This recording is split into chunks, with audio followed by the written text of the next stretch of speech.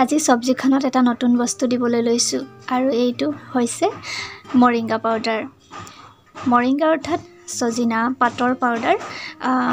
Off season এতিয়া সজিনা পোৱা নাযায় নহয়নে, বহুত কঠিন এতিয়া পাবলৈ, আৰু যেতিয়া সজিনা ওলাব বহুত বেছি দামো হয়, আৰু সেয়ে মই ভাবিলোঁ এনেকৈ যদি সজিনাৰ পাউডাৰ বা মৰিংগা পাউডাৰ বজাৰত পোৱা যায় কিনি আনি ৰাখোঁ, তেতিয়াহ'লে সকলো সময়তে আমি যেতিয়াই মন যায় তেতিয়াই এনেকৈ খাব পাৰিম। দাইলত হওক বা চব্জিত হওক, যিকোনো ভাজিত হওক, এনেকৈ সকলো সময়তে আমি ইচ্ছা গ'লে মিশ্ৰণ কৰি এনেকৈ খাব পাৰিম। আজি মই স্কোৱাছ আৰু আলুৰ ভাজিখনত সজিনাৰ গুড়া দি দিলোঁ পাতৰ, আৰু সজিনাৰ পাতৰ উপকাৰিতা হওক বা সজিনাৰ উপকাৰিতা কিমান বেছি আছে, আচলতে গুণাগুণ কিমান, সেইটো আমি সকলোৱে জানো। সজিনাত সকলোখিনি ভিটামিনে পোৱা যায়, গতিকে আমি অফ ছিজনতো যেতিয়া সজিনা খাবলৈ মন যায় তেতিয়া কিন্তু পাবলৈ বহুত টান, কঠিন হয়।